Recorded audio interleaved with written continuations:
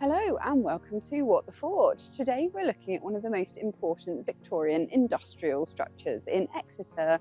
This is the Ironbridge. When it was built, it completely changed the landscape of this part of the city. Let's go and find out how, why and where it was constructed.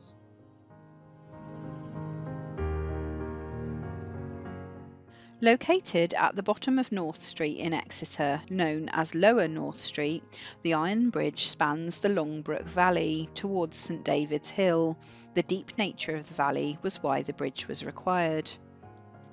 In the 1820s and early 1830s, the traffic of carts continually bringing lime from the lime kilns at St Leonard's and Countess Weir, as well as other goods through this area, was causing serious tailbacks and blockages on the roads, with up to 20 carts at any one time waiting to come through. The main problem was the steepness of the valley, with heavily laden carts having to travel down to the bottom before heading up the steep incline to North Street. Therefore, it was proposed that a bridge be built to span the valley. The bridge was built in 1834 by Russell and Brown at Blahana Ironworks in Monmouthshire in South Wales, and it was transported by boat in sections from Newport, and it travelled up the Exeter Canal.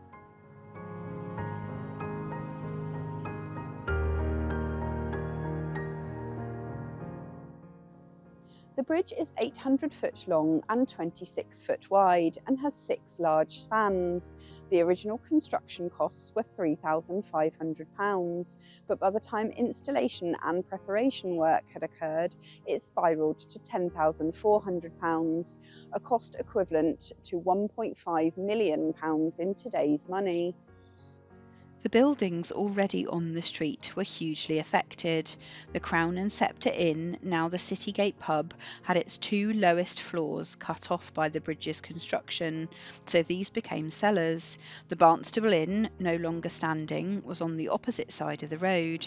This had to have a small footbridge constructed to connect the new front door of the inn to the bridge itself. These are the iron fittings for the footbridge, still visible on the Ironbridge.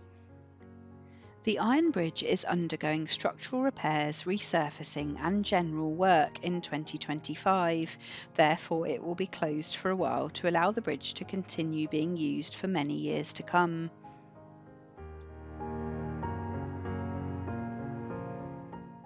Hundreds of cars, cyclists and pedestrians still use the bridge every week, and we often forget about the ingenuity of the Victorians to be able to cast and transport such a large structure. Thanks for watching, and if you've enjoyed this video, don't forget to like and subscribe. Hope to see you soon.